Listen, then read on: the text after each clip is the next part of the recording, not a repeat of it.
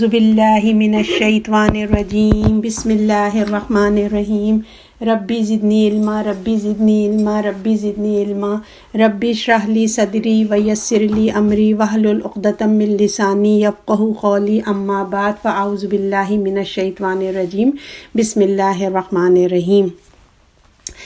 اللہ رب العزت انشاءاللہ آج ہم اللہ کی رحمت سے انشاءاللہ آج ہم سورہ زاریات کا باقی حصہ پڑھیں گے، اور اللہ کی رحمت سے انشاءاللہ آج ہمارا 26 سپارہ بھی ختم ہو جائے گا۔ تو پچھلا ریکیپ یہ تھا کہ اللہ رب العزت نے ہواؤں کی قسم یعنی کہ شہادت، اس کی گواہی بات کی ہے، آخرت کا جو انکار کریں گے ان کے بارے میں بتایا گیا ہے کہ کیا ہوگا، اور جو نیک کام کرنے والے ہیں ان کا انجام بتایا گیا، اور اچھے اعمال کرنے والوں کی عادات بھی بتائی گئی۔ کائنات کی نشانی بھی تھی، اور حضرت ابراہیم علیہ السلام کا قصہ بھی تھا، اور ہم نے یہ بھی دیکھا کہ دنیا میں جو ہے انعام دیا جاتا ہے، جیسے ابراہیم علیہ السلام تھے کہ دنیا میں انعام دیا گیا ان کو، اور آخرت میں بھی ان کو انعام دیا جائے گا۔ اور جو اللہ کے نافرمان ہیں، آج ہم ان کے بارے میں ذکر پڑھیں گے، جو اللہ کے نافرمان ہیں ان کو دنیا میں بھی عذاب آیا اور آخرت کے عذاب بھی سے ان کو واسطہ پڑے گا۔ تو ہر حال میں ہمیں نیکی کرتے چلے جانا چاہیے، ہمیں اس کا رزلٹ نظر آ رہا ہے نہیں آ رہا ہے اس سے کوئی مطلب نہیں ہے، مگر ہمیں نیکی کرتے رہنا چاہیے۔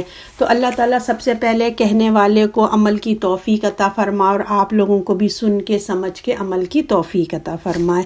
بسم اللہ الرحمن الرحیم۔ قال فما خطبکم ان ایھا المرسلون۔ اعوذ باللہ من الشیطان الرجیم۔ بسم اللہ الرحمن الرحیم۔ کیا پس کیا مقصد ہے تمہارا اے میرے بھیجے ہوئے؟ بولے بولے ہم ایک گناہگار قوم پر بھیجا گیا ہے کہ ہم ان پر مٹی کے پتھر چھوڑیں، نشان پڑے ہوئے تیرے رب کے یہاں سے حد سے نکل جانے والے کی، پھر بچا نکالا ہم نے ان پر جو تھا وہاں پہ ایمان والا، پھر ہم نے وہاں مسلمانوں کو ایک گھر کے سوا کوئی گھر نہ پایا، اور باقی رکھا ہم نے اس میں نشان اور لوگوں کے لیے جو دردناک ہے، عذاب ڈرنے والوں کے لیے۔ یہ میں نے آپ کے سامنے 31 سے پورا 37 تک آپ کو ترجمہ پڑھا ہے، انشاءاللہ ہم اس کو دیکھتے ہیں۔ ہم نے یاد ہوگا پچھلے سبق میں لاسٹ ویک ہم حضرت ابراہیم علیہ السلام کا ذکر پڑھ رہے تھے کہ ان کے پاس فرشتے آئے ہیں اور خوشخبری دی۔ جب ان کی خوشخبری کمپلیٹ ہو گئی تو حضرت ابراہیم علیہ السلام متوجہ ہوئے کہ آپ لوگ کسی اور کام کے لیے بھی آئے ہیں، کیونکہ فرشتے صرف ایک بات کرنے کے لیے تو نہیں آئیں گے نا، ان کے مشن اور بھی ہوتا ہے۔ تو انہوں نے پوچھا آپ لوگ جو ہیں، بولا پھر کیا مطلب ہے تمہارا اے بھیجے ہوئے، یعنی کہ فرشتوں سے انہوں نے مخاطب کیا۔ وہ بولے ہم ایک گناہگار قوم پر بھیجے گئے ہیں۔ اب جو ہم نے یہاں پہ دیکھیے اس قوم کا نام نہیں مینشن کر رہے ہیں، ہم نے سورہ ہود میں آیت نمبر 70 میں ہم نے پڑھا تھا کہ وہ قوم کون سی، قوم لوط کی تھی۔ اب ان کا جو جرم ہے، ان کا جو عذاب جس وجہ سے آ رہا ہے، ان کو اس لیے کہا جا رہا ہے گناہگار قوم پہ بھیجی گئی ہے۔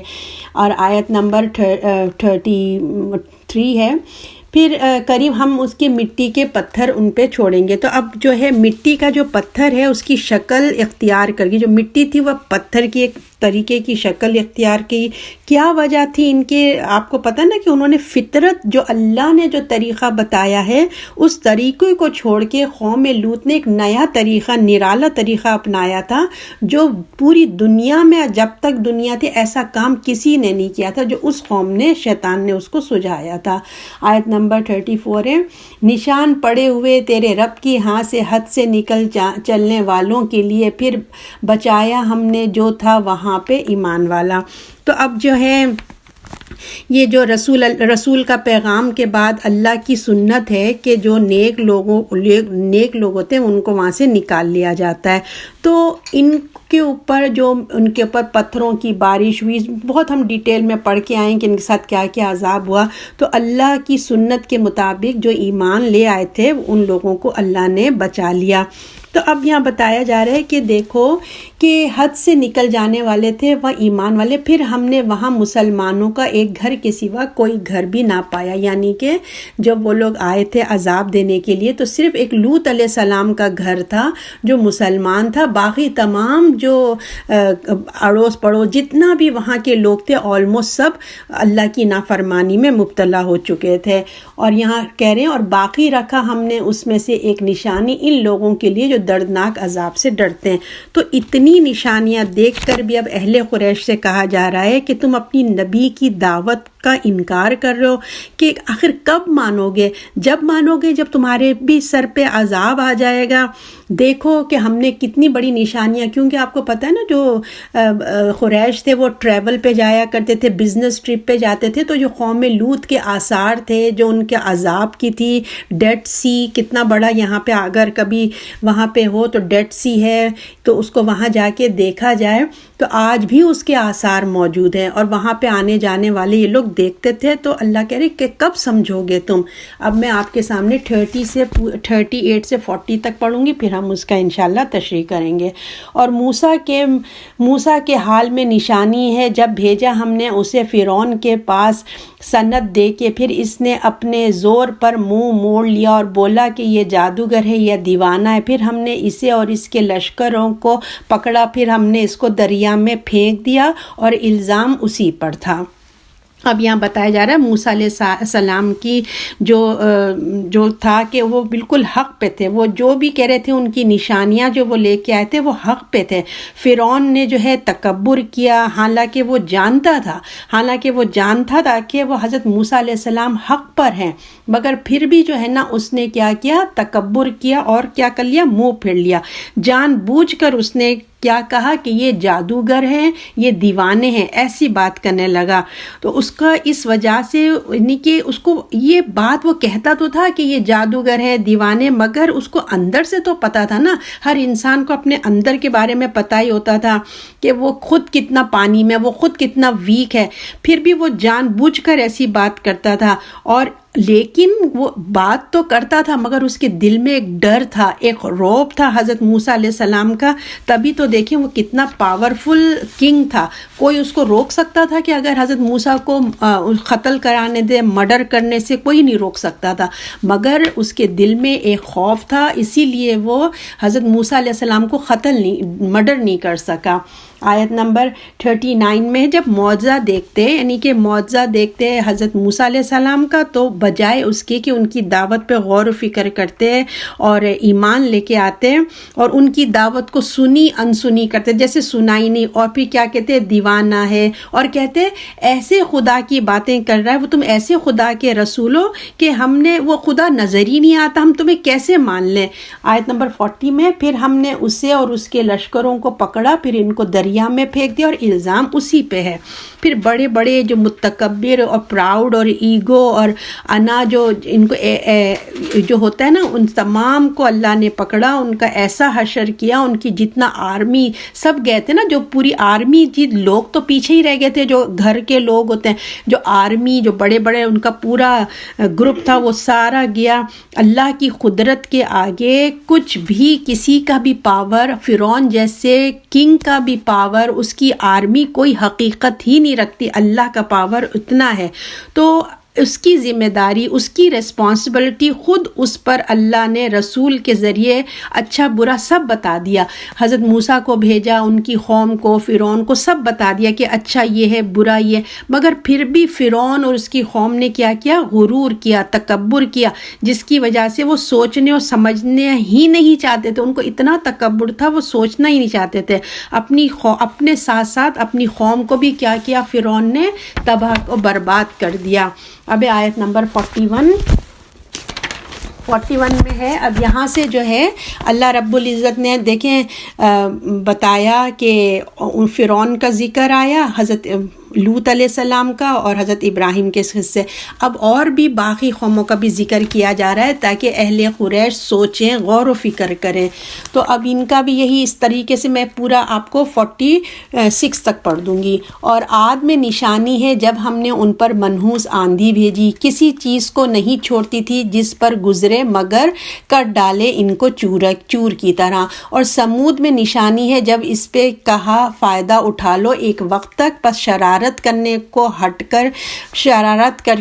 کے اپنے رب کی حکم کی، پھر پکڑا انہیں کڑک نے اور وہ دیکھتے تھے، پھر نہ ہو سکا ان سے انہیں وہ اور نہ ہوئے وہ بدلہ لینے والے. اور قوم نوح کی ہلاک کیا اسے، پہلے تحقیق وہ نافرمان لوگ تھے. آپ نے ان تمام آیتوں میں نوٹ کیا ہوگا کہ سب سے پہلے نوح علیہ السلام کا ذکر آتا ہے نبیوں میں، ان آیات میں سب سے لاسٹ میں آیا ہے. چلے اب ہم اس کو دیکھتے ہیں. آیت نمبر 41 اور 42 جو ہے قوم عاد کی طرف بتایا جا رہا ہے کہ عاد پر نشانی جب ہم نے ان پر منحوس آندھی بھیجی، یعنی کہ ایک ایسی ڈرائی ٹھنڈی یخ بہت ہی فروزن ہوا بھیجی جو ان کو تباہ و برباد کر کے ان کو رکھ دیا تھا. کس چیز کو نہیں چھوڑتی تھی جس پر وہ گزرتی تھی مگر کٹ ڈالتی تھی اس کو چورے کی طرح. ایسی اتنی شدید ٹھنڈی ہوا تھی کہ وہ جہاں سے بھی گزر جاتی تھی ہر ایک کا کام تمام کر کے جاتی تھی. اب آیت نمبر 44. اور سمود میں نشانی ہے جب اس سے کہا فائدہ اٹھا لو ایک وقت تک. اور سمود آپ کو پتہ ہے نا، عاد بھی ایک قوم تھی، سمود ایک قوم آئی ان کو جس کے پاس اونٹنی تھی. آپ کو یاد ہے نا صالح علیہ السلام، ان کو 3 days کا ٹائم دیا گیا، ابھی بھی وقت ہے، توبہ کر لو، مہلت ہے، تمہارے پاس ٹائم لیمٹ دیا گیا ہے. مگر ان کو اتنا تکبر تھا، ان کو اپنا اتنا ایگو پن تھا کہ انہوں نے ان دنوں سے کوئی فائدہ نہیں اٹھایا. پھر ہوا 44 ہے، پس شرارت کرنے کو لگے حکم کی طرف اپنے رب کی، پس پکڑ لیا انہیں کڑک نے اور وہ دیکھتے ہی رہ گئے. پھر اچانک سے اللہ نے ان پہ عذاب بھیجا جب انہوں نے اللہ کی بات اور رسول کی بات نہیں سنی، ان پہ اچانک سے عذاب آ گیا اور وہ سب کے سب مر گئے. اب آیت نمبر 45 کا، اور پس نہ سکت رہی کھڑے ہونے کی اور نہ تھے وہ بدلہ لینا. ایسی کڑک آواز آئی، نہ ان کے دل کانپ اٹھے، اور ایسی زوردار آواز تھی کہ جب وہ گرے تو جو ہے وہ اٹھ کے سنبھل بھی نہیں سکے. ایسا زبردست اللہ نے ان کے اوپر عذاب بھیجا. اب حضرت 46 سے نوح علیہ السلام میں بتاؤ، اور نوح کی قوم کو ہلاک کیا اس سے پہلے تحقیق وہ نافرمان لوگ تھے. ان تمام قوموں سے پہلے نوح علیہ السلام کی قوم کو تباہ و برباد کیا. اور آپ سب کو پتہ ہے نوح کے اوپر کس طرح ان کی قوم پہ کیسا عذاب آیا تھا، بارش کا آیا تھا، اور نیچے سے پانی اوپر سے پانی آیا تھا. تو اب اللہ تعالیٰ کہہ رہے ہیں کہ دیکھو اہل قریش ان واقعات کو، ان تمام جو جتنی تمہیں باتیں بتائی جا رہی ہیں، کوئی یہ اسٹوری نہیں ہے، یہ بیڈ ٹائم اسٹوری نہیں ہے کہ تمہیں سنایا جا رہا ہے تم بیچ میں بیٹھ کے اسٹوریاں سناؤ. یہ سب ایک وارننگز ہیں، یہ سب ایک وارننگز ہیں، تمہیں سنایا جا رہا ہے. دیکھو نوح کی قوم کو دیکھو، باقی تاکہ تمہیں تمام ریمائنڈ ہو جائیں کہ کیسے کیسے اللہ کے عذاب آئے. اگر تم بھی اپنے نبی کی بات نہیں سنو گے تو تم پہ بھی ایسا عذاب آئے گا. تو دیکھیں اللہ تعالیٰ بھی یہ جتنے بھی ہم پڑھ رہے ہیں تمام نبیوں کے قصے، اور پھر سب ہم اپنی دنیا کے سراؤنڈنگ میں دیکھ رہے ہیں کہ ہمارے لیے نا ایک کوائٹ وارننگ ہے. ابھی دیکھیں لاسٹ ویک ارتھ کو ایک آیا، اور کیا کراچی میں کس قسم کی بارشیں ہو رہی ہیں، کیا کیا دنیا میں کیا کیا نہیں ہو رہا ہے. تو اللہ کی طرف سے ایک وارننگ ہے، کوائٹ وارننگ. کچھ نہیں ہو رہا ہے، بس ایک خاموشی کے ساتھ سارے کام ہو رہے ہیں. تو دیکھیں ہم جو ہے نا اپنی اصلاح کر لیں، اپنے آپ کو جو برائیاں ہیں اس سے نکل کے اچھائی کی طرف سے آ جائیں. گناہ جو ہوتا ہے نا چھوٹا بڑا نہیں ہوتا کہ ہم نے بڑے بڑے گناہ تھوڑی کر رہے ہیں، ہم تو چھوٹا سا گناہ کر رہے ہیں، یہ تھوڑی کہ تو کاؤنٹ بھی نہیں ہوتا. بات چھوٹا گناہ اور بڑے گناہ کی نہیں ہے. میری بات غور سے سنیں، جو گناہ ہوتا ہے ہم اس کو اگنور نہیں کر سکتے کہ چھوٹا گناہ ہے بڑا نہیں ہے اس لیے ہم کر لیتے ہیں. آپ کو پتہ ہے نا ڈراپ کیا بنتا ہے، ریور بنتا ہے. ہوتا ہے نا ایک چھوٹا آپ نیچے بکٹ رکھ دیں، رات بھر آپ دیکھیے اگر ڈراپ آپ کے نل سے جا رہا ہے صبح وہ گلاس فل ہوتی ہے، تو ڈراپ بنتا ہے. اسی طرح اگر ہم چھوٹا گناہ کر رہے ہیں اس کو معمولی نہیں سمجھے، وہ چھوٹا گناہ جا کے آخرت میں ہمیں ایک بگ ماؤنٹین کی طرح ملے گا، اگنور نہیں کرنا چاہیے۔ اور سب سے بڑی بات یہ ہے کہ بات چھوٹا اور بڑے گناہ کی نہیں ہے، بات یہ ہے کہ ہم کس کو ڈس اوبے کر رہے ہیں، اللہ کو ڈس اوبے کر رہے ہیں، ہم جس کی نافرمانی کر رہے ہیں وہ بہت بڑا ہے۔ ہم ڈیزرو نہیں کرتے کہ ہم اس کے ساتھ ٹکر لیں اور اس کو اگنور کر دیں کہ ہو کیئرس، ایسا نہیں ہو سکتا۔ تو بہت ہمارے لیے ابھی وقت ہے، مہلت ہے، ہمیں بھی مہلت ملی ہوئی ہے، تو ہم اپنی اصلاح کر لیں اس سے پہلے کہ موت آ جائے۔ اچھا، اب آگے کی جو آیات ہیں، ہم غور و فکر کی آیات اللہ تعالیٰ ہمیں سنا رہے ہیں۔ پہلے اللہ نے پچھلی قوموں سے ہمیں سنایا، اور جو ہم نے یاد ہے نا وہ پڑھی تھی کہ جس طریقے کی ہوائیں آئی تھیں، زاریات کی جو ہوائیں تھیں، تو عاد اور سمود پہ جس طرح کی ان کی ہوائیں تھیں، تو اللہ تعالیٰ وہ کہہ رہا ہے کہ دیکھو یہ ہوائیں گواہ ہیں اور یہ ہو کر رہے گا ایسا۔ تو اب آگے اللہ اور اپنی کائنات کی نشانیاں دکھا رہے ہیں کہ ہم نے آسمان کو بنایا ہاں اپنی قوت کے ساتھ، اور ہم بہت وسعت والے، ہم بہت یعنی کہ اللہ کی قدرت والے ہیں۔ دیکھیے اب اللہ رب العزت جو ہے نا، ایمان اگر کسی کے ایمان کے بغیر کسی کو نصیحت کرنا بہت بیکار ہوتا ہے۔ کسی کے اندر ایمان نہیں ہے، آپ اس کو لیکچرز دیے جائیں، آپ اس کو اچھی باتیں بتائے جائیں، سب بیکار ہوتا ہے۔ لہٰذا اس کے اندر ایمان کو پیدا کرنے کی کوشش کیجیے، اس کو بڑھانے کی کوشش کیجیے۔ تو اس کے لیے اللہ کی کائنات پہ غور و فکر کی دعوت دیجیے۔ اس سے کیا ہوتا ہے، انسان کا ایمان کا لیول اپ ہوتا ہے۔ اور اگر کوئی آپ دیکھیں ایمان کے ساتھ اگر کسی کے مگر غور و فکر کی، جب ہم غور و فکر کرتے ہیں، کیونکہ جب کسی کا ایمان اندر سویا ہوتا ہے نا، کوئی سویا ہوئے ایمان کے ساتھ اس کو نصیحت تو اچھی نہیں لگتی نا۔ آپ جس کے اندر ایمان ابھی جاگا ہی نہیں ہے، سویا ہوا ہے، آپ اس کے سامنے اللہ کی آیات کو پڑھ کے سنائیں، اس کو کچھ بھی اثر نہیں ہوتا۔ تو اس کا ایمان کو جگانے کے لیے اس کے سامنے جنت کے تذکرے کریں، دوزخ کی باتیں کریں، اس کی موت کو یاد دلائیں، اللہ کی کائنات پہ غور و فکر کی دعوت دیں، تو اللہ بھی ہم سے یہی تقاضا کر کے، قرآن ہمیں یہی، ہمارا استاد ہے نا قرآن، تو ہمیں یہ بتا رہا ہے، اللہ کہہ رہا ہے کہ دیکھو آسمان کی طرف دیکھو، اللہ کی قدرت، اس کی عظمت کی طرف اللہ تعالیٰ پوائنٹ آؤٹ کر رہے ہیں۔ ہر کوئی اپنے اوپر آسمان پہ دیکھیے، آپ بھی غور و فکر کر سکتے ہیں، میں بھی غور و فکر کر سکتی ہوں۔ تو اللہ کہہ رہے ہیں اس آسمان کو دیکھا ہے، اس میں ایک لچک نہیں ہے۔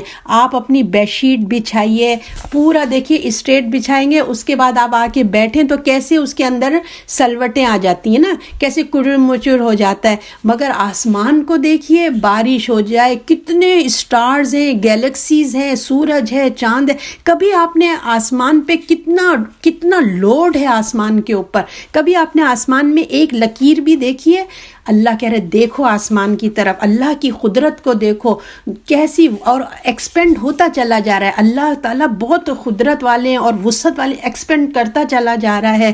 تو کیا جس اللہ نے یہ آسمان کو بنایا ہے، کیا وہ انسان کو دوبارہ پیدا نہیں کر سکتا؟ اصل اس کے بیک میں اللہ اہل قریش کو یہ سمجھانا چاہتے ہیں کہ غور و فکر کرو، دیکھو، اپنی عقل استعمال کرو، یہ مت سمجھو کہ اللہ یہ سب بنا کے تھک گیا ہے، اس کے پاس بہت قدرت ہے اور وہ جو چاہے وہ کر سکتا ہے، جب چاہے وہ کر سکتا ہے۔ اللہ رب العزت کے آگے کوئی چیز ناممکن ہے ہی نہیں۔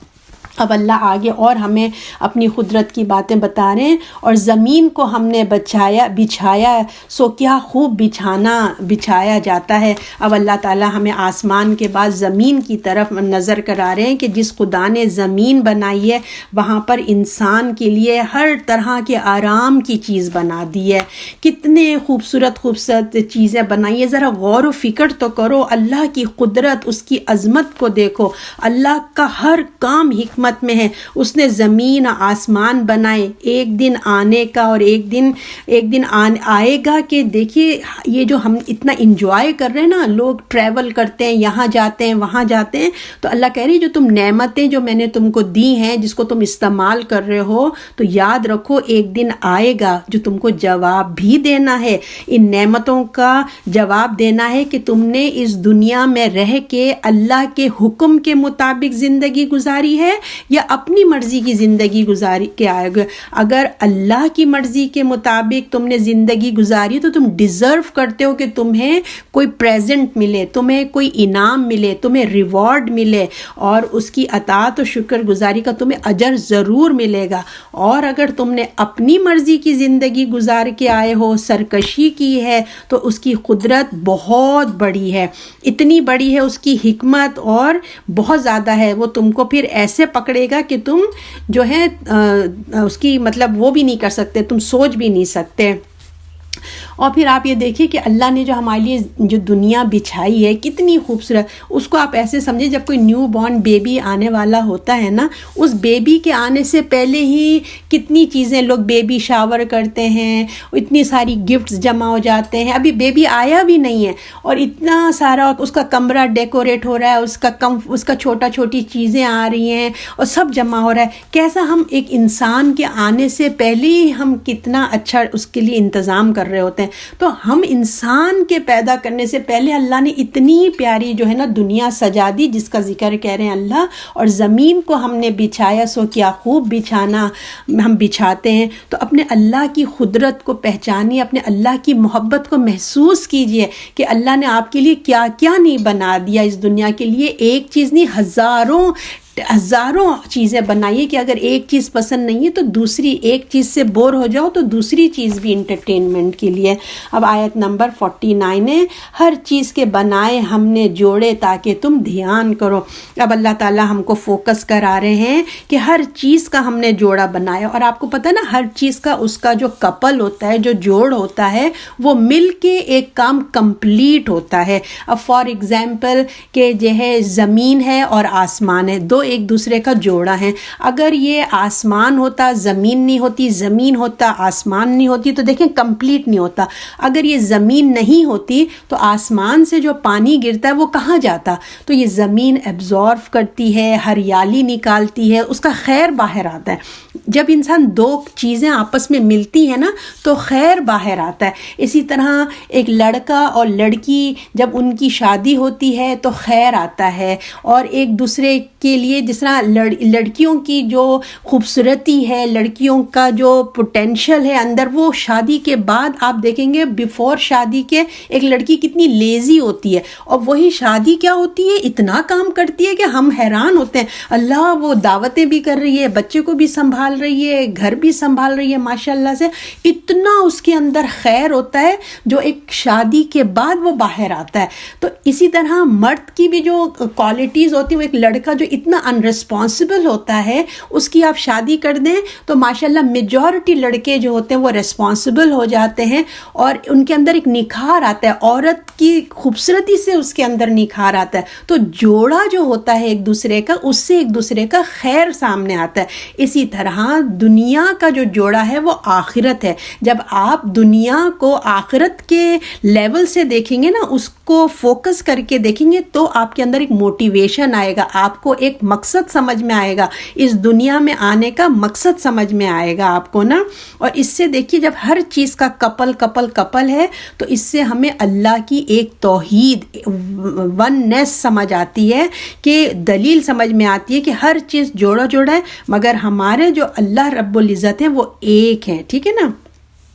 تو یہ آخرت کو ماننے کے لیے ایک ہمارے لیے ایک بہت بڑا ریزن ہے کہ جب جوڑا ہم سمجھتے ہیں، اس لیے اللہ نے بار بار انسان سے نا آخرت کے بارے میں سوال کیا ہے، بار بار اللہ نے پوچھا ہے، کیا ہم نے تم کو بیکار بنا دیا ہے؟ کیا تم سمجھتے ہو کہ تم ہماری طرف لوٹ کے نہیں آؤ گے؟ نہیں، تم لوٹ کے آؤ گے اور تمہیں جواب بھی دینا ہے۔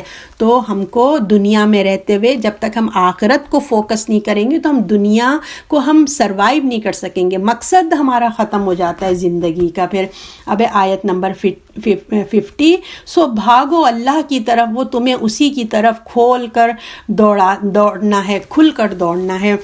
تو دیکھیے جب آخرت سے انکار کی گنجائش ہی نہیں ہے نا، ہم انکار ہی نہیں کر سکتے کہ آخرت نہیں آئے گی، تو لہٰذا تم رسول کی مخالفت سے اہل قریش باز آ جاؤ۔ جب تمہیں پتہ ہی ہے مرنا ہے، اللہ کے سامنے جانا، تو جو رسول تمہیں دعوت دے رہے ہیں اس کو مان لو، اپنی رب کی طرف دوڑو۔ اب بجائے لڑائی جھگڑے کرنے کی، دنیا میں وقت ضائع کرنے کے، اپنے اللہ کی طرف بھاگو، دوڑو، تیاری کرو، جلدی جلدی نیکیاں کرو، سبقت لے جاؤ۔ پھر یہ سوال کہ کیا اعمال کیے جائیں نا، کس کے مطلب کیا کیا جائے، کیا ایسے اعمال کریں اس دن خدا کے سوا کوئی کا ایسے اعمال کرو اللہ کے لیے، کیونکہ دیکھیے اس دن جب وہ قیامت آئے گی، آخرت آئے گی، تو اللہ کے سوا کوئی کام نہیں آئے گا۔ تو آپ خود سوچئے کہ جب اللہ نے ہمارے لیے سب کچھ کیا ہے، ہمیں اتنا سب کچھ دیا، تو کیا ہم اللہ کے لیے کچھ کر نہیں سکتے؟ کیا ہم اللہ کی عبادت نہیں کر سکتے؟ لہٰذا آپ صلی اللہ علیہ وسلم نے اس دن کے آنے سے پہلے ہمیں خبر دے دی ہے، وہ انہوں نے ہمیں بتا دیا ہے کہ دیکھو تیاری کرو، اللہ کی طرف دوڑو، اس سے محبت کرو، وہ بہت غفور و رحیم ہے۔ اللہ رب العزت تم سے بہت پیار کرتا ہے، اسی کی طرف تم دوڑو، کبھی خوف سے، کبھی ڈر کے، کبھی پیار سے، کبھی شوق سے۔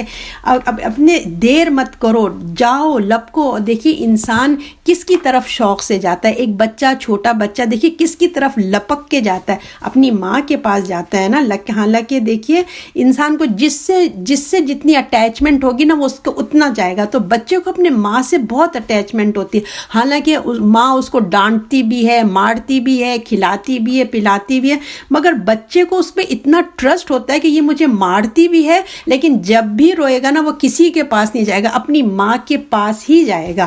تو اللہ تو ہمارے تو بہت ہی پیارے ہیں، حالانکہ ماں کو تو دیکھیے پھر بھی کچھ نہ کچھ ایک گریڈینس ہوتی ہے کہ میں بوڑھی ہو جاؤں گی تو میرے بچے میرے کام آئیں گے، مگر اللہ کا لو ایسا ہے، انکنڈیشنل لو ہے۔ اللہ کو ہم سے کچھ نہیں چاہیے، کچھ بھی نہیں چاہیے۔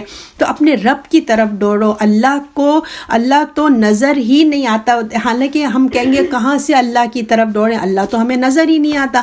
تو اللہ کی رسی یعنی کہ قرآن، اس کے احکامات، رسول کی جو سنت ہے اس کی طرف دوڑو، اور جو ہے اللہ کی محبت بڑھانے کے لیے کام کرو۔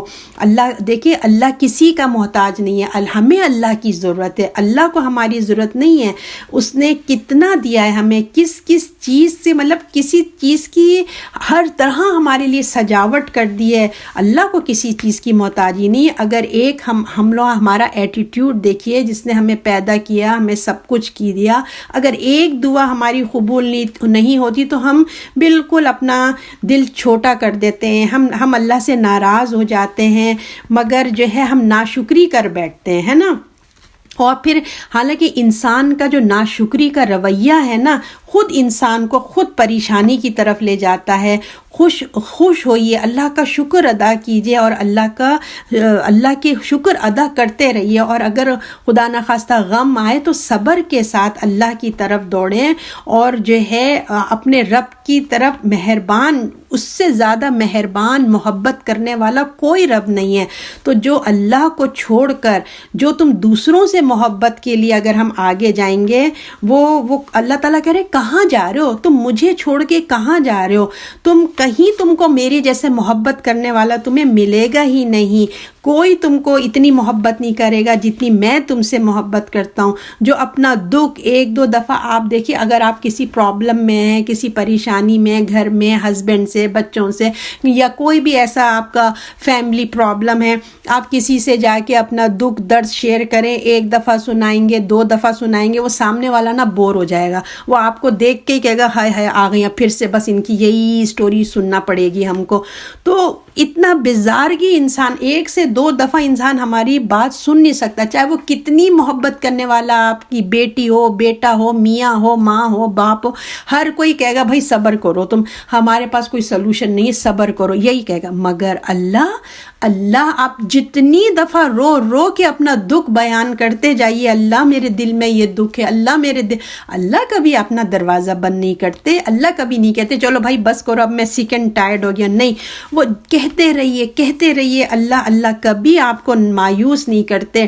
تو اللہ تعالیٰ کہتے ہیں کہ تم مجھے چھوڑ کے کہاں جا رہے ہو میرے بندے. وہ صرف جو ہے ہم سے صرف کب ناراض ہوتا ہے. اللہ اتنا پیار کرتے ہیں ہم سے, ہم کو صرف وہ ناراض اس وقت ہوتے ہیں جب ہم اس کو ڈس اوبے کرتے ہیں, ہم اس کی نافرمانی کرتے ہیں. وہ بھی کیوں؟ اللہ نہیں چاہتا کہ میں اپنے بندوں کو سزا دوں, اللہ کو اچھا نہیں لگتا. لیکن دیکھیے ایک ماں بھی تو اپنے بچے کو اس کو ایک ڈسپلن سکھانے کے لیے نہ چاہتے ہوئے بھی اس کو ڈانٹتی ہے, نہ چاہتے ہوئے بھی اس کو مارتی ہے. ایک استاد ہیں, ماں باپ ہیں, محبت بہت کرتے ہیں اپنے بچوں سے, مگر جب اس کو ڈسپلن سکھانا ہوتا ہے تو اس کو تھوڑی سی پٹائی بھی چاہیے ہوتی ہے, ڈانٹ بھی چاہیے ہوتی ہے, اس کو گراؤنڈ بھی کرنا پڑتا ہے, اس کا فون لے لیا جاتا ہے, اس کو فرینڈ سے روک دیا جاتا ہے. تو اللہ بھی ہم سے بہت محبت کرتے ہیں, وہ ہم کو ڈسپلن سکھانا چاہتے ہیں, وہ ہم کو سکھانا چاہتے ہیں کہ جنت والے بنو. اس لیے وہ ہم سے ناراض ہو جاتے ہیں, اس لیے وہ ہم کو نہیں پسند کرتے کہ تم غلط کام نہیں کرو, کیونکہ وہ بالکل نہیں چاہتا کہ وہ ہمیں آگ میں ڈالے. تو وہ صرف ایسی باتوں سے ہم سے ناراض ہوتا ہے, ورنہ تو ہمارا اللہ بہت محبت کرنے والا, بہت ہی پیار کرنے والا اللہ ہے ہمارا. اب آیت نمبر 51, اور اللہ کے ساتھ اور کسی کو معبود مت ٹھہراؤ, تمہیں اس کی طرف سے ڈر سناتا ہوں کھول کر. اب یہاں پہ بتایا جا رہا ہے کہ تم اس غلط فہمی سے نکل جاؤ کہ جب آخرت میں معاملہ ہوگا تمہارے ساتھ کوئی اور, تمہاری یہ بت جو ہیں تمہارے ہیلپ کے لیے آئیں گے, تمہارا کوئی ہیلپ نہیں کرے گا, نہ تمہاری امی, نہ ابا, نہ کوئی لیڈر, نہ کوئی علماء. اللہ کی اجازت کے بغیر کوئی تمہارے کام آنے والا نہیں, صرف اور صرف اللہ تمہارے کام آئے گا. اگر تم اس خیال سے تم نے سوچ کے رکھا ہے کہ ہم جو جی میں آئے کرتے جائیں, ہم بت پرستی کریں, ہم گناہ کریں, ہم ہر طرح کے غلط کام کریں, فلاں ہماری سفارش کر دیں گے, فلاں ہم کو چھٹوا لیں گے, تو ان غلط آئیڈیاز اپنے مائنڈ میں مت لاؤ اور اپنی آخرت کو خراب مت کرو, ٹھیک ہے نا. صرف تمہارا جو رب ہے وہ صرف اللہ ہے, اس کے ساتھ کسی کو شریک مت کرو, کیونکہ کسی پہ بھروسہ انسان کو قیامت کے دن کچھ بھی کام نہیں آئے گا. یہ اور ایک اور بات, بہت اچھے سے بات کو ہم انڈرسٹینڈ کر لیں کہ ہم لوگ بس سمجھتے ہیں کہ جو ہے بت, ہم لوگ کو سمجھتے ہیں نا کہ بس اللہ کہتے ہیں نا کسی کو شریک مت کرو, معبود مت ٹھہراؤ, تمہیں اس کی طرف ڈر سناتا ہوں. رسول اللہ ہمیں یہی بتا رہے ہیں نا اس قرآن کے ذریعے کہ اللہ کے ساتھ کسی کو معبود مت ٹھہراؤ. تو ہم لوگ سمجھتے ہیں کہ وہ کسی بت کے آگے ہاتھ باندھ کے کھڑے ہو گئے, سجدہ کر دیا, پروفٹ عیسیٰ کو خدا بنا لیا, یا اسی طرح.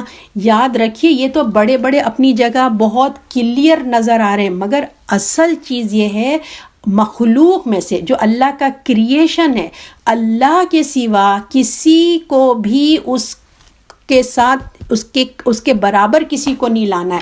اللہ کے ساتھ کوئی بھی, نہ کوئی بزرگ, نہ کوئی لیڈر, نہ ماں, نہ باپ, نہ خاندان والے, نہ بیٹا, نہ بیٹی, کسی کو بھی اللہ کی محبت, اللہ کی اطاعت, کسی کو بھی اللہ کے برابر ہمیں نہیں لانا ہے. وہی اصل شرک ہوتا ہے. ہم سمجھتے ہیں نا وہ اپنی جگہ ہے, بتوں کو سجدہ کرنا, قبروں کو سجدہ کرنا, اور جو ریسپیکٹفلی جو ہم وہ کرتے ہیں نا, سجدہ کرتے ہیں قبروں کو, اس کی بھی اسلام کی شریعت میں اجازت نہیں ہے. کچھ لوگ کہتے ہیں آپ ریسپیکٹفلی کر سکتے ہیں, لیکن اللہ کے رسول نے منع فرمایا کہ آپ ریسپیکٹفلی بھی اب نہیں کر سکتے ہیں. تو اللہ کا ڈر جتنا ہونا چاہیے, کسی کا ڈر ہمارے دل میں اتنا نہیں چاہیے. جتنی امید, جتنا ہوپ ہم اللہ سے رکھتے ہیں کسی اور سے نہیں رکھنا چاہیے. اور نہ لو, نہ اللہ کی اوبیڈینس جتنی ہے کسی اور کی نہیں ہونی چاہیے. کسی کو خوش کرنے کے لیے اللہ کو ناراض نہیں کرنا چاہیے, ہم کو اللہ کی نافرمانی سے بچنا چاہیے. فار ایگزامپل گیراج میں یا آپ کے باہر گاڑی کھڑی ہوئی ہے, آپ نے سوچا ہاں میں چلی جاؤں گی, گاڑی تو کھڑی ہوئی ہے نا. آپ کا جو ٹرسٹ ہے وہ گاڑی پہ ہے, آپ کا ٹرسٹ اللہ پہ نہیں ہے کہ اللہ چاہے گا تو جائیں گے, ہے نا. ہمیں اللہ پہ, اللہ میاں چاہیں گے تو اس گاڑی کو بھی ہم یوز کر سکتے ہیں. تو مجھے کسی سے ایسی محبت نہیں کرنی ہے اگر کہ وہ نہ ہو, وہ مر جائے, وہ چلا جائے تو ہم ڈپریشن میں, ٹینشن میں چلے جائیں. اس کی وجہ دیکھیے یہی ہوتی ہے. جتنے میجورٹی انسان جو آج کل ڈپریشن میں جا رہا ہے اس کی 100% وجہ یہ ہے کہ اس نے اللہ سے زیادہ لوگوں سے امیدیں رکھی ہیں. اگر آپ کوئی کام کرتے ہیں، کوئی آپ کو اپریشیٹ نہیں کرتا ہے، کوئی آپ کو تعریف نہیں کرتا، تو فوراً انسان جو ہے بہت جلدی مایوس ہو جاتا ہے کہ دیکھو میں نے کتنی محنت کی، میں نے ان کے لیے دن رات ایک لگایا مگر انہوں نے مجھے ایک شکریہ بھی نہیں کہا. آپ نے کیا لوگوں کو دکھانے کے لیے کام کیا تھا؟ یہ اللہ کے لیے کیا تھا. اگر آپ نے اللہ کے لیے کیا تھا تو اس کا اجر تو آخرت میں ملے گا. تو لہٰذا یہ امیدوں کو ختم کریے اور اللہ کی خاطر ہر کام کیجیے. مخلوق کی محبت، اس سے نا امید، ناراضگی بالکل بھی جو ہے نا آپ کو نہیں ہونا چاہیے کہ آپ انسانوں سے ناراض ہو رہے ہیں، نا امید ہو رہے ہیں. اگر آپ نے اللہ کے لیے کیا ہے تو آپ صبر کریے. تو اس کا علاج ہی یہی، اس کا ٹریٹمنٹ ہی یہی ہے کہ ہم شرک سے بچیں. جو ہم کو ڈپریشن، ٹینشن، یہ سب چیزیں ہوتی ہیں نا، کیونکہ ہم انسانوں پہ ڈیپینڈ کرتے ہیں، چیزوں پہ ڈیپینڈ کرتے ہیں. تو اگر ہم اپنے لیے اچھا چاہتے ہیں تو ہم کو شرک سے نکلنا چاہیے. تو اور جو ہے سب سے بڑا جو دشمن ہے نا ہمارا اپنا نفس ہے، سب سے بڑا دشمن، جس کو ہم خوش کرنے کے لیے اللہ کو ناراض کرتے ہیں. اتنی محبت ہے اپنے آپ کو، امید یعنی کہ اتنی اس کو خوش کرنے کے لیے یہ دل چاہ رہا ہے اچھا کر لو، یہ دل چاہ رہا ہے، اس پہ کوئی کنٹرول نہیں کرتے کہ بھئی اللہ نے منع کیا ہے تم خاموشی سے رہو، نہیں میں کر سکتی. ہم کو اس کو ٹرین کرنا ہے اپنے نفس کو. تو اپنی ذات سے محبت کم کریں، امیدیں کم کریں، اور جو ہے اللہ کے برابر کسی کو ہم کو شریک نہیں کرنا ہے. اب آیت نمبر 52 اس طرح نہیں آیا اس کے پاس جو اس سے پہلے کوئی رسول مگر کہا انہوں نے جادوگر ہے یا دیوانہ ہے. آیت نمبر 52 ہے. تو آپ صلی اللہ علیہ وسلم کو تسلی دی جا رہی ہے کہ ان کی جو آپ کے اگینسٹ جا رہے ہیں، آپ کے جو مخالفت کر رہے ہیں، کوئی نہ کوئی بہانہ بنا رہے ہیں آپ کے لیے. لہٰذا تو آپ صلی اللہ علیہ وسلم میں کوئی کمی بیشی نہیں ہے. آپ صبر کیجئے. آپ کا جو میسیج ہے اور جو آپ جس طریقے سے پہنچا رہے ہیں کوئی غلط نہیں ہے. یہ لوگوں کا ہی اپنا فالٹ ہے کہ ان کے اندر عقل کی کمی ہے. آپ صبر سے کام لیجئے، آپ صبر سے حالات کا مقابلہ کیجئے. جیسے پہلے رسولوں کے ساتھ بھی ان کی امتوں نے ایسا ہی کیا، کیا سب نے اسی طرح کیا. تو آپ بھی جو ہے صبر سے کام لیجئے. آپ بالکل جو ہے آپ پریشان مت ہوئیے. تو رسول اللہ صلی اللہ علیہ وسلم جب بھی کوئی رسول آتے ہیں نا، تو دیکھیے کبھی بھی جب رسول آتے ہیں وہ پورے جو اسٹیٹ ہوتا ہے نا، جو پورا ایک سٹی ہوتا ہے اس کا کریم ہوتا ہے. کریم سمجھتے نا، ہر چیز کی ایک کریم ہوتی ہے نا. تو سوسائٹی کے وہ کریم ہوتے تھے، سب سے اعلیٰ پرسنالٹی جو اخلاق کی ہوتی تھی نا، کہ ان کا اتنا اچھا اخلاق ہوتا تھا، اتنا اچھا وہ بیوٹیفل. ان کے یقیناً جب دل خوبصورت ہوتا تھا، آپ دیکھیں چہرہ چاہے کالا ہو، سفید ہو، کچھ بھی ہو، دل جب خوبصورت ہوتا ہے نا آپ کے چہرے پہ ایک بیوٹی سی آنے لگتی ہے نا. آپ کے میک اپ سے نہیں، ایک قدرتی بیوٹی آتی ہے. تو جو پیغمبر تھے وہ تو اتنے اچھے اخلاق کے، اتنے خیر خواہ لوگوں کے ہوتے تھے. تو ان کے اندر ایک عجیب سی پرسنالٹی ہوتی تھی ان کی، ایک میگنیٹ کی طرح انسان کھینچتا تھا. ان کی اتنے اچھے اخلاق، ان کی باڈی اتنی اچھی، کیونکہ وہ اپنا ہیلتھ وائز کنٹرول، نفس کو کنٹرول کر کے طریقے سے کھانا کھاتے تھے، کم کھاتے تھے، حلال کھاتے تھے، اور وہ ہیلتھی بھی رہتے تھے. تو بہت اچھے اثرات ہوتے. تو ان کا جو ایک اثر ہوتا تھا نا، ان کا جو ایک امپیکٹ ہوتا تھا وہ لوگوں پہ پڑتا تھا، اور ان سے لوگ متاثر اتنے امپریس ہو جاتے تھے. تو جو دیکھنے والے لوگ تھے نا وہ کہتے تھے یہ جادوگر ہے، یہ جادوگر ہے، کہ جو لوگ ان سے ملتے ہیں وہ امپریس ہوئے بغیر نہیں رہتے تھے. تو رسول کو دیکھیں کوئی فائدہ نہیں پہنچتا، رسول کو کوئی فائدہ نہیں چاہیے ہوتا تھا. سراسر وہ لوگوں کے لیے خیر خواہ ہوتے تھے، وہ لوگوں کو ان کا فائدہ پہنچاتے تھے. لوگوں کو اپنے آپ کو ایک عمل کے طور پہ جو اللہ نے قرآن میں کہا وہ خود کر کے پریکٹیکل لوگوں کو دکھاتے تھے کہ میں بھی تمہاری طرح انسان ہوں، جب میں کر سکتا ہوں تو تم بھی کر سکتے ہو. تو لوگوں کو دیکھو اللہ سے کیسے تعلق جوڑتے ہیں. یہ جو رسول ہوتے ہیں وہ ہمیں بتاتے ہیں کہ اللہ اور بندے کا کنیکشن کیسے ہوتا ہے. تو ایک عمل اٹھنا ہمیں بتاتے ہیں، کیسے بیٹھو، سونا کیسا ہے، کھانا کیسا ہے. تو اللہ کی رضا کے لیے کیا کیا جاتا ہے، یہ تم کو معاشرے کے ہر چھوٹے بڑے، تم کو سوسائٹی کیسے موو کرنی ہے، تم کو کیسے پالیٹکس کرنی ہے، ہر چیز ہمیں بتاتے ہیں. پھر لوگوں کا کیا ریئیکشن ہوتا ہے؟ پھر ان کا یہی ریئیکشن ہوتا ہے جیسے ہم نے آیت نمبر 52 میں پڑھا، اسی طرح نہیں آیا ان کے پاس جو اس سے پہلے کوئی تھا رسول مگر کہا انہوں نے جادوگر ہے یا دیوانہ ہے. یعنی کہ نوح علیہ السلام کو سے آپ لے لیجئے، کہیں سے بھی لے لیجئے، ہر کسی نے اپنے نبیوں کو ایسے ہی کہا. اب آیت نمبر 53 آیت ہے.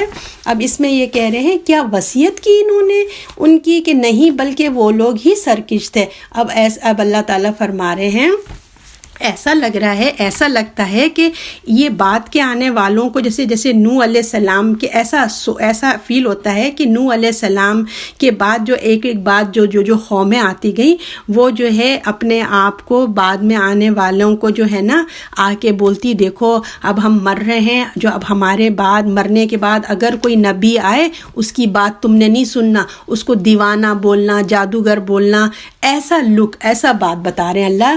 ایسا لگتا ہے رسول آیا ان سے کہا کیا ایک دوسرے کو وصیت کر رہے ہیں یہ لوگ شریر ہیں. یعنی کہ ایسا لگتا ہے سرکش لوگ، ایسا لگتا ہے کہ مرنے سے پہلے اپنے آنے والی جنریشن کو کہ جو ہے یہ کہہ کے جاتے ہیں تمہارے پاس کوئی رسول آئے تو اس کو ایسے باتیں کرنا، ان کے ساتھ ایسا سلوک کرنا جو ہم نے کیا.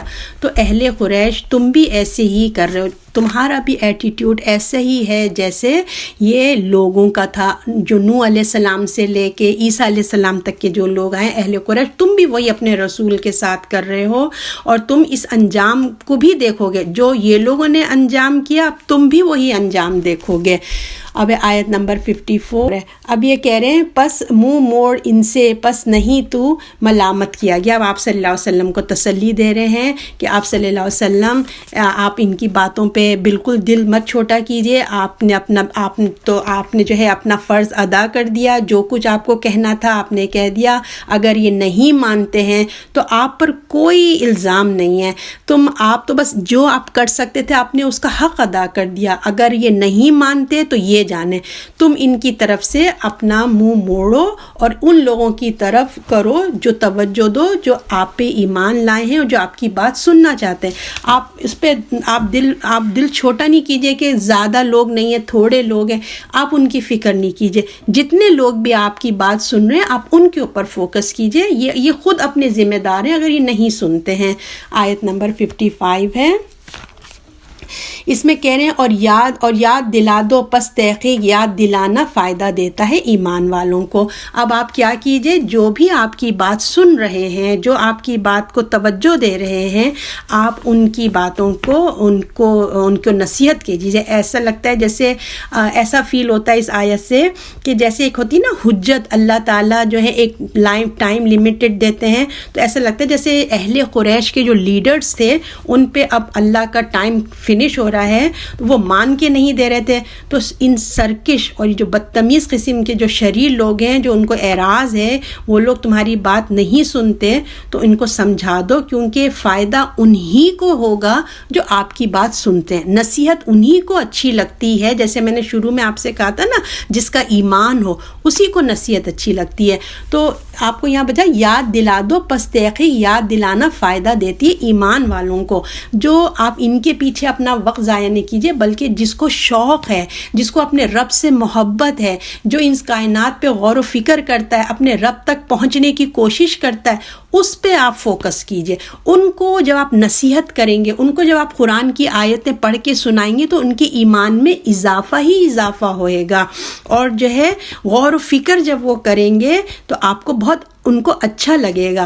آپ خود اپنے اوپر رکھ کے دیکھیے، آپ کتنی دفعہ بھی آپ جیسے قرآن کا لیکچر ایک دفعہ آپ سن رہے ہیں تو آپ کو چند چیزیں آپ کو جو ہے نا محسوس ہوئیں گی. پھر آپ جب دوبارہ سنیں گے تو دوبارہ آپ کو ڈیفرنٹ اسٹائل سے باتیں سمجھ میں آئیں گی اور مختلف باتیں آپ کو، اور آپ کا ذہن میں ویو اور بڑھے گا. کیوں؟ اس لیے کہ آپ لینا چاہتے ہیں، آپ اس کو سمجھنا چاہتے ہیں. تو اس لیے اللہ تعالیٰ کہہ رہے ہیں جو لینا چاہتا ہے اس کو تو بہت کچھ فائدہ دے گا، جو نہیں لینا چاہتا اس کو کچھ بھی فائدہ نہیں ہوگا۔ اب آیت نمبر 56، اور نہیں پیدا کیا ہم نے جن اور انسان کو مگر تاکہ عبادت کریں وہ اللہ رب العزت کی۔ اب یہاں بہت ہی یہ اہم آیت ہے۔ جو لوگ سرکش ہے، سرکش مینس جو تکبر، جن کو پراؤڈ ہے، جس کو بہت ایگو ہے، ایسے لوگ، اور اعراض کرتے، اعراض مینس جو بات نہیں سننا چاہتے اللہ کی اور اللہ کے رسول کی۔ تو اب اللہ تعالیٰ یہاں ان کو بتا رہے ہیں کہ جن اور انسانوں کو اللہ نے کسی اپنے پرپس کے لیے نہیں پیدا کیا کہ میرے لیے کوئی ضرورت ہے میرے کام کرو، بلکہ اللہ نے کیوں پیدا کیا ہے، اس کا کیا سبب ہے، اس کا کیا پیچھے، اس کا کیا بات ہے کہ اللہ نے پیدا کیا، یہ ہم کو نہیں پتا۔ کیا پرپز ہے، اسے کہتے ہیں نا، کیا وجہ تھی، اللہ نے کیوں سوچا کہ ایک انسان کو کریٹ کرنا چاہیے، وہ ہمیں اللہ نے نہیں بتایا۔ ہاں، ہم کو، آپ کو، مجھے جو پیدا کرنے کے بعد جو ریسپانسبلٹی دی گئی ہے نا، وہ اللہ نے آپ کو، مجھے اس قرآن میں بتا دیا کہ میں نے جن اور انسان تمہیں اس لیے پیدا کیا کہ تم اپنے اللہ کے بنانے والے، پیدا کرنے والے کی عبادت کرو۔ سمجھ آئی نا، ہمیں کیوں پیدا کیا ہے؟ پرپز آف لائف ہمارا یہ ہے کہ ہم اللہ کی عبادت کریں، یہ ہماری ریسپانسبلٹی ہے۔ اگر ہم نے یہ پوائنٹ کو نہیں سمجھا تو یہ جو زندگی ہمیں ملی ہے نا 60 70 80، اگر ہم یہ بات کو نہیں سمجھیں گے تو سمجھے ہم نے یہ اپنی زندگی کو ویسٹ کر دیا، اور ہم ایسے ہی آئے تھے اور ایسے ہی چلے گئے ہیں۔ تو اللہ یہاں بتا رہے ہیں، فرما رہے ہیں، جن اور انسانوں کو اللہ نے کسی حاجت کے لیے نہیں پیدا کیا۔ اس کے یہ نہیں کہ اللہ ان کے ناز نخرے اٹھائیں، وہ اس کا محتاج نہیں ہے، بلکہ میں اور آپ اللہ کے محتاج ہیں۔ یہ جن اللہ کے محتاج ہیں، اس نے ان کو اس لیے پیدا کیا ہے کہ وہ اس کی عبادت کریں، اطاعت کریں، اور اپنے لیے اعلیٰ مقام حاصل کریں جو اس نے جنت جیسی چیز بنا کے رکھی ہے۔ کتنا پیارا اللہ ہے، اس کو ہماری کیا ضرورت تھی، مگر اس کو ہم کو اس سے بھی اچھی چیزیں دینا چاہتا ہے۔ اس دنیا میں ہم کتنا مزہ کرتے ہیں نا، جب ہم ٹریول کرتے ہیں، ایک ایک چیز دیکھتے ہیں، انجوائے کرتے ہیں، فوٹوگرافز بناتے ہیں، موویز بناتے ہیں۔ یہ اللہ کہتا ہے یہ کچھ بھی نہیں ہے، یہ تو میں تمہیں ایک امتحان کے لیے یہاں بھیجا ہے۔ میں جو تم کو جیسا کہتا ہوں ویسا میری عبادت کرو۔ اور میں نے ہی، اللہ ہی نے ہمیں ہاتھ پاؤں دیے، ہمیں آنکھیں دی، ہم دیکھتے ہیں، کان سے سنتے ہیں۔ اپنے رب کی نعمتوں کو غور کیجئے، سوچئے کتنا پیار کرتا ہے ہم سے اللہ، ہم کو اتنے اعلیٰ جنت میں ہمیشہ کی لائف دینا چاہتا ہے، اور اس کے ساتھ ساتھ اس نے ہمیں لگژری جیسے دنیا میں بھیج دیا، بیوٹیفل دنیا میں بھیج دیا اس نے، اور اتنی ساری چیزیں، آرگنز دے کے بھیجے کہ ان کو یوز کرو اور اپنے لیے جنت جیسی چیز کے لیے کوشش کرو۔ تو دیکھیے اس سے پیارا اللہ ہمیں اور کہاں ملے گا، اتنی محبت کرنے والا اللہ آپ کو مجھے کہاں ملے گا۔ سوچیں، تھنک کریے، غور کریے اپنے اللہ کے اوپر، اس لیے کہ جو اللہ ہے چاہتا تو ہمیں کوئی چیز نہیں دیتا، یوں ہی اٹھا کے پھینک دیتا، چلو آؤ جنت کے لیے کر کے آنا ہے تو آؤ، ورنہ نہیں تو تم کو جہنم میں ڈال دوں گا۔ یہ بھی اللہ کر سکتا تھا، اور ہم بیچارے کیا پتہ نہیں کیا کریں، کون سے اچھے کام ہیں جو جنت میں جانے والے ہیں، پتہ نہیں دوزخ میں کون سے، ہمیں پتہ ہی نہ ہوتا، ہم کتنے پریشان ہوتے۔ ہمارے پیارے اللہ نے، ہمارے بہت پیارے اللہ نے ہمارے لیے کتابیں بھیجیں، رسول بھیجے، ہمیں اچھے کاموں کی سمجھ دی، برے کاموں سے بچنے کی بھی سمجھ دی، ہمیں رسول نے بتایا، ہمارے قرآن ہمیں بتاتا ہے۔ ہمارا اللہ ہمارے لیے کتنا اچھا چاہتا ہے۔ کبھی سوچیں تو صحیح، کبھی رات میں بیٹھ کے سوچیں تو صحیح کہ اللہ نے ہمارے لیے کیا پلان کر کے رکھا ہے۔ فار ایور کی زندگی، نہ ختم ہونے والی، یہ 60 70 80 بس ختم ہونے والی ہے ہماری زندگی، اور ہمیشہ کی زندگی ہوگی۔ یہ اللہ ہے جو ہمیں اپنی محبت کی طرف بلا رہا ہے، کہہ رہا ہے دوڑو اس کی طرف، اے میرے جن اور انسان، میں نے تجھے اپنی عبادت کے لیے پیدا کیا ہے۔ اور یاد دہانی کے لیے اللہ نے ہمیں رسول، کتابیں بھیج دی تاکہ ہم اپنا پرپس سے ہٹ نہ جائیں، اپنی پریپریشن سے، اپنی تیاری سے نہ ہٹ جائیں۔ لوگوں کو اپنے آنے کا مقصد بھی بتا دیا۔ رسول صرف بتانے والے ہیں، دیکھیں وہ صرف ہم کو ایکسپلین کر کے بتاتے ہیں، اس کی ذمہ داری نہیں ہے رسولوں کی کہ ہم ضرور اس کے باتوں پہ ہی ہم عمل کریں تو ہم کو پتہ چلے گا، نہیں، وہ ہمارے لیے وہ کوئی ریسپانسبلٹی نہیں رکھ رہے ہیں وہ ہمارے لیے۔ تو اب آپ یہ دیکھیں، ہم اپنے عبادت کا جب ہمیں تصور آتا ہے نا، اللہ تعالیٰ کہتا ہے عبادت کرو، جب ہم عبادت کے بارے میں سوچتے ہیں تو ہمارے مائنڈ میں آتا ہے کہ نماز، روزہ، حج، زکوٰۃ، تسبیح، قرآن کی تلاوت، ہمارے دماغ میں یہی آتا ہے نا، عبادت یہی ہوتی ہے۔ تو اب ہم سوچتے ہیں کہ اگر ہم یہی کرنے بیٹھ گئے، نمازیں پڑھتے رہے، قرآن ہی پڑھتے رہے، تو ہم کب جاب کریں گے، کب ہم ایجوکیشن حاصل کریں گے، ہے نا؟ اور پھر ان چیزوں میں دیر کتنی لگتی ہے۔ اب نماز آپ کو 5 منٹ بھی نہیں لگتے آپ کو نمازیں پڑھنے کے لیے، روزے جو ہیں وہ سال میں ایک دفعہ آتے ہیں، حج زندگی میں ایک دفعہ آتا ہے، زکوٰۃ پورے ایئر میں ایک دفعہ دینی ہوتی ہے۔ تو بس یہ تو عبادتیں ہماری ہو گئی، اب ہم کیا کریں؟ تو اب ہم اصل بات یہ ہے کہ ہم تمام اپنی زندگی کو، اپنی تمام جو ہمارے جو بیچ کی زندگی ہے اس میں ہم کو جو جتنا بھی ہمارا وقت ہے، تمام معمولات کو ہم اللہ کے لیے تقوی اختیار کریں۔ اصل عبادت یہ ہے، اللہ کا ذکر بھی کریں اور تمام دنیا کے کاموں کو ہم اللہ کے مطابق جس طرح ہمیں بتایا گیا ویسے کریں۔ تو ہم اپنے کاموں کو اب ہم یہ دیکھنا چاہتے ہیں کہ اب ہم کو پتہ ہونا چاہیے نا کہ ہم اپنی عبادات کیسے بنائیں، ہم ان کاموں کو جنت کی کرنسی میں کیسے چینج کریں۔ اب آپ پاکستان سے ڈالر، امریکہ سے ڈالر لے کے جاتے ہیں پاکستان، تو اس کو وہاں کے ملک کے مطابق چینج کرنا ہوئے گا نا، ڈالر تو وہاں نہیں چلیں گے جب تک کہ پاکستانی روپیز نہ آئے۔ تو اب جنت میں جانے کے لیے جنت کی کرنسی چاہیے آپ کو، ٹھیک ہے نا؟ تو اب ہم یہاں دیکھتے ہیں کہ ہم اپنے کاموں کو عبادت بنانا چاہتے ہیں تو ہمیں کیا کرنا ہوگا، ٹھیک ہے؟ عبادت اور ہر کام پہ ہم کو اجر، جسے کہتے ہیں نا اجر، ہر چیز کو نمبر 1 آپ دیکھیے، جو بھی ہم کام کر رہے ہیں، جیسے ابھی ہم قرآن کی کلاس لے رہے ہیں تو فوراً اپنی انٹینشن کو چیک کیجئے کہ میں اللہ کو راضی کرنے کر رہی ہوں، اللہ کے لیے کر رہی ہوں، یا میں ایسی دکھاوا ٹائم پاس کرنے کے لیے کر رہی ہوں۔ سوچیں اور پھر طریقہ دیکھیں، جو ہم قرآن کی کلاس لے رہے ہیں کیا یہ سنت کا طریقہ ہے؟ کیا پروفٹ محمد صلی اللہ علیہ وسلم کے زمانے میں بھی لوگ ایسی قرآن پہ غور و فکر کرتے تھے؟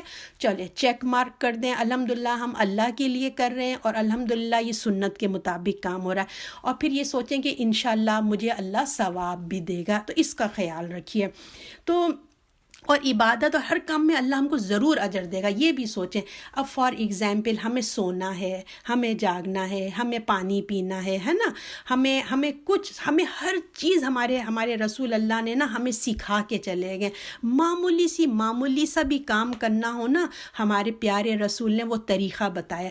جب ہم اس کے طریقوں کے مطابق اپنا کریں گے نا تو پھر وہ ملٹیپلائی آٹومیٹکلی وہ جنت کی کرنسی بن جائے گی۔ پانی تو آپ بھی پیتے ہیں، پانی میں بھی پیتی ہوں، اگر بسم اللہ کہہ کے بیٹھ کے 3 گھونٹ میں پانی پئیں گے تو وہ ثواب ہو جائے گا، وہ عبادت بن جائے گا۔ سونا آپ کو بھی ہوتا ہے، سونا میں بھی سوتی ہوں۔ تو اب آپ دیکھیے، اگر آپ سنت کے مطابق اللہ کا ذکر کر کے، وضو کر کے، اگر آپ کی استطاعت ہے، دل چاہتا ہے، ورنہ ایٹ لیسٹ سیدھے کروٹ پہ آپ رسول اللہ کے مطابق جس طرح طریقہ بتایا اس طرح سوئیں گے، آپ تو سو گئے، آپ کی ثواب کا میٹر آن ہو گیا، پوری رات آپ کو ثواب مل رہا ہے۔ یہ کیا ہوا؟ آپ کا سونا عبادت بن گیا۔ تو معمولی سی اپنے کاموں کو نا عبادت بنانے کی کوشش کیجیے۔ اور پھر آپ دیکھیے کہ جیسے کھانا کھانے کو بھی میں نے آپ کو بتا دیا کہ ہم عبادت بنا سکتے ہیں کہ بسم اللہ کر کے دعا، کھانے سے پہلے بسم اللہ کریں، کھانے کے بعد ہم دعا کر سکتے ہیں، تو یہ ہمارا عبادت ہو گیا۔ تو اللہ راضی ہو جائے، بس ہماری فوکس ہونا چاہیے اللہ راضی ہو جائے، تاکہ جو ہے اللہ ہم سے بس خوش ہو جائیں اللہ تعالیٰ۔ تو ہر کام میں اللہ کو فوکس کریں۔ اور پھر آپ یہ بھی دیکھیں کہ اب جیسے ہم جم جاتے ہیں، ہے نا، لوگ جم بھی جاتے ہیں، واک بھی کرتے ہیں، اب اس کو ہم عبادت کیسے بنا سکتے ہیں؟ لوگ کہیں گے یہ تو ایک دنیا کا طریقہ ہے، ہم واک کر رہے ہیں، ہم جم کر رہے ہیں۔ نہیں، اس کو بھی ہم عبادت میں کنورٹ کر سکتے ہیں۔ اس کو اپنی انٹینشن میں سوچئے کہ اگر میری اچھی ہیلتھ ہوگی تو میں زیادہ سے زیادہ عبادت کر سکوں گی، اللہ کی عبادت کر سکوں گی۔ تو اس سے کیا ہوگا؟ ہماری انٹینشن سے ہمارا جم جانا، ہمارا واک کرنا عبادت بن جائے گا۔ تو لیکن جم جاتے ہوئے کپڑوں کا خیال ہونا چاہیے، کوئی اللہ کی نافرمانی والے کپڑے نہیں ہوں، واک پہ جائیں تو ایسے کپڑے نہ ہوں جو اللہ کی نافرمانی کو. ان چیزوں کو ہم نے چیک کرتے رہنا ہے. ہم کام تو کر رہے ہیں دنیا والے، مگر گائیڈ ہم کو اللہ کا رسول کرتے ہیں کہ کیسے کپڑے پہن کے عورت کو باہر نکلنا چاہیے، اس کا دھیان رہنا چاہیے. ٹھیک ہے نا. اور پھر آپ دیکھیے کہ اور ہم اسی طرح ہم صحت مند رہیں گے، ہے نا. جب ہم صحت مند رہیں گے، جب ہم اس طرح واک اور جم کر رہے ہیں، تو ہم جب صحت مند رہیں گے تو ہم دوسروں کے اوپر برڈن نہیں بنیں گے، ہے نا. ہم اپنا کام خود کر سکیں گے، اچھی سی عبادت کر سکیں گے. اسی طرح آپ دیکھیے اب ہم جاب کرنے جاتے ہیں، ایک رزق حلال کماتے ہیں، تو رزق حلال بھی کتنی اچھی چیز ہے، اللہ کو بہت پسند ہے. فار ایگزامپل ہم کسی کو دیکھ رہے ہیں کوئی نمازیں پڑھ رہا ہے اور کسی کو دیکھ رہے ہیں وہ اپنے دکان پہ اسٹور پہ بیٹھ کے اپنے پیسے گن رہا ہے، ہم کہیں گے اف اس کو تو بس دنیا ہی دنیا آتی ہے. اور ہم نماز جو پڑھ رہا ہے اس کو کہیں گے یہ بہت عبادت گزار ہے. نہیں، وہ اپنی جگہ ہے، اور جو پیسے گن رہا ہے وہ رزق حلال ہیں. وہ اللہ کے مطابق، جیسے اللہ نے کہا رشوت نہیں لینا، غلط سود نہیں لینا، کوئی چیٹنگ نہیں کرنا. اس نے رزق حلال کمایا ہے، اس نے وہ پیسے کما کے اس نے اپنی ذمہ داری کو پورا کیا ہے، اپنے گھر والوں پہ اسپینڈ کر رہا ہے، اپنے بچوں پہ، اپنی بیوی پہ وہ پیسہ خرچ کر رہا ہے، صدقہ کا کما رہا ہے، اپنے ماں باپ کے اوپر خرچ کر رہا ہے، اپنے غریب رشتہ داروں کو دے رہا ہے، اور جو دنیا کے محروم لوگ ہیں ان کے اوپر وہ پیسہ خرچ کر رہا ہے. تو ہمارا جاب کرنا بھی جو رزق حلال ہو، اور اللہ کے جو اگر لڑکیاں کر رہی ہیں تو اپنے ڈریسنگ کا خیال کرتے ہوئے اگر کر رہی ہیں تو یہ بھی ایک عبادت ہے. ٹھیک ہے. اور پھر وہ زکوٰۃ بھی دے سکے گا. منی ہوگی تو زکوٰۃ دیں گے نا، منی نہیں ہوگی تو زکوٰۃ کہاں سے دیں گے. اسی طرح آپ دیکھیے نکاح کرنا، نکاح اپنی دل کی خواہش بھی ہوتی ہے، اور جو سنت کے مطابق ہوں گے تو حلال طریقے سے جو اللہ نے طریقہ بتایا وہ ہو گیا. اور اسی طرح کوئی مر گیا ہے تو سنت کے مطابق اس کو دفنانا ہے. اب اس کے نماز جنازہ جب ہم پڑھیں گے کتنا ثواب ہے اس سے. کسی بیمار کی عیادت کرنے چلے گئے تو سب بیک میں آپ کی انٹینشن کیا ہوگی؟ اللہ کو راضی کرنا. تو یہ نہ سوچیں اگر ہم کسی کے جنازے میں جا رہے ہیں، کسی بیمار کو دیکھنے جا رہے ہیں، یا کسی کی شادی پہ جا رہے ہیں، تو آپ کی انٹینشن میں یہ نہیں ہونا چاہیے کہ ارے وہ بھی تو آئی تھی میری شادی پہ، ارے چلو چلے جاتے ہیں. ارے جب میں بیمار تھی وہ بھی دیکھنے آئی تھی، چلو میں بھی اس کو کال کر دیتی ہوں. یا ہمارے وہ امی ابا کے جنازے میں وہ لوگ بھی آئے تھے، ہمیں بھی جانا چاہیے. ایسی انٹینشن نہیں. ٹھیک ہے یہ آپ کو ریٹرن دینا چاہیے، مگر یہ سوچیں کہ یہ اللہ کا حکم ہے. کوئی آپ کو دعوت دے تو قبول کرے، کوئی بیمار ہے تو عیادت کریں، کوئی مر گیا ہے تو اس کے جنازے میں جائے. یہ اللہ نے کہا ہے ہمیں یہ کرو، اے مسلمانوں یہ کرو تم لوگ، تو تب ہم یہ ضرور کریں گے. تو پھر جو ہے ہمارا ہر کام کیا ہوگا؟ عبادت بنے گی، اور جنت کی کرنسی میں چینج ہوتا چلا جائے گا. مگر ہم نے کن چیزوں کا خیال رکھنا ہے؟ اللہ کی رضا اور رسول کی سنت کا. یہ بہت خیال کرنا چاہیے. ہم عبادت تو کر ہی نہیں سکتے. دیکھیے آپ کو کیسے پتہ نماز، بس اللہ نے کہا نماز پڑھو، آپ کو کیسے پتہ نماز کیسے؟ قرآن تو نہیں طریقے بتاتا. اس کے لیے آپ کو رسول اللہ کی سیرہ پڑھنی پڑے گی، رسول اللہ کی سنتیں دیکھنی پڑے گی کہ کیسے فجر کی نماز، کیسے رکوع کرتے ہیں، سجدہ کرتے ہیں، ہاتھ کہاں باندھتے ہیں، اور رکوع میں کیا پڑھتے ہیں. تو یہ سب ہم کو رسول کو فالو کرنا پڑے گا. تو ہم عبادت کر ہی نہیں سکتے جب تک کہ ہم رسول کو فالو نہ کر لیں. تو رسول کی سنت ہمارے، اگر ہم نہیں کریں گے رسول کی سنت کے مطابق، اور ہماری انٹینشن اللہ کے لیے نہیں ہوگی، تو کیا ہوگا؟ ہمارے اعمال ضائع ہو جائیں گے، جیسے کفار کے ضائع ہو جاتے ہیں.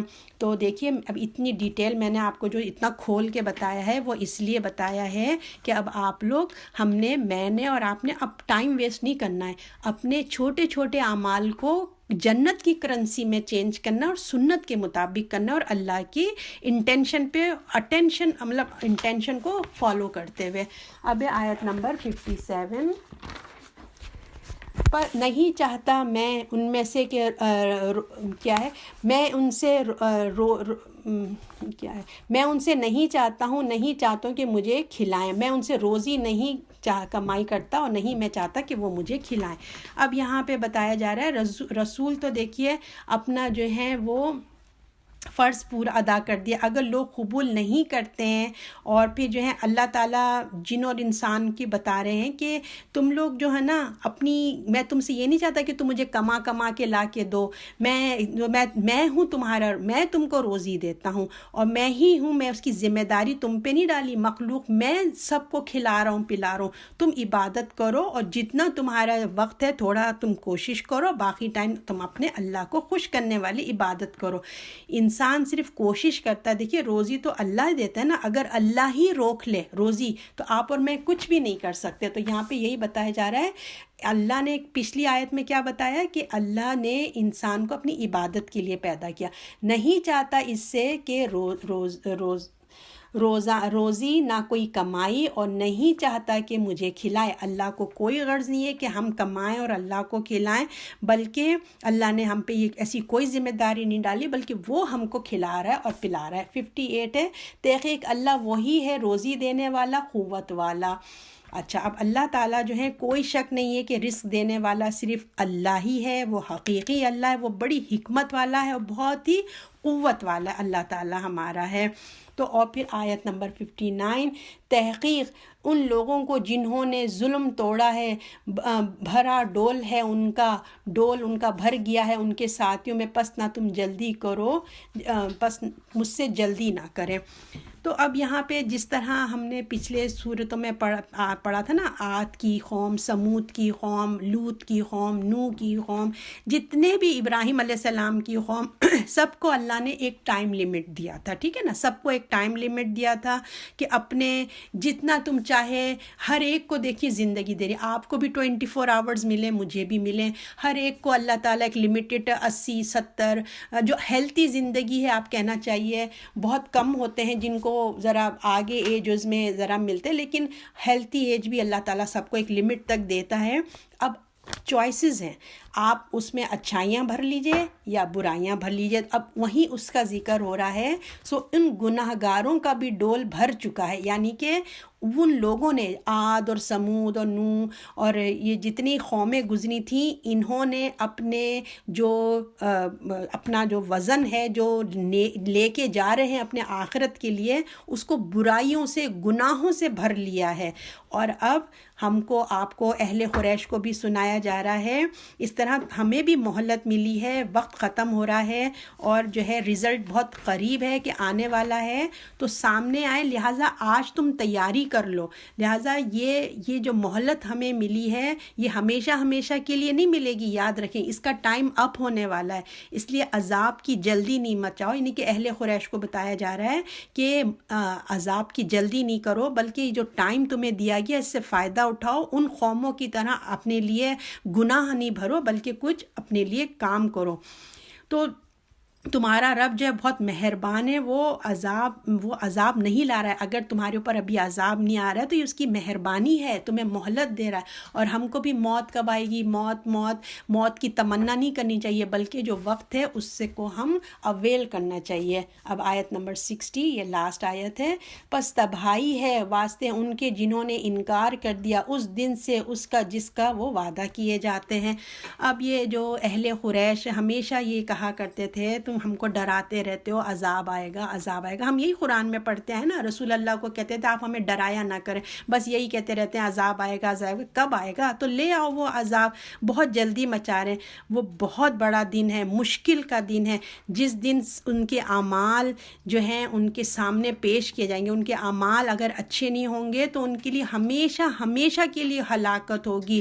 تو اس دن کی کوئی اللہ کے سوا کوئی پناہ نہیں دے سکتا. پس تباہی ہے واسطے ان کے جنہوں نے انکار کیا، یعنی کہ جو آج آخرت کو نہیں مان رہے، اپنی آخرت کی کچھ تیاری نہیں کر رہے، ان کے لیے تباہی ہے. وہ کس عذاب کی، کس دن کے لیے وہ کہہ رہے ہیں کہ عذاب لے کے آ جاؤ. اس دن سے ان کے جی کا وعدہ کیے گئے ہیں، جس دن ان کا وعدہ ہو چکا ہے. یعنی کہ جو قیامت آئے گا اور یہ حق ہے، یہ ہو کر ہی رہنا چاہیے. اس دن کوئی کسی کو اللہ کے سوا کوئی کسی کو پناہ نہیں دے سکتا.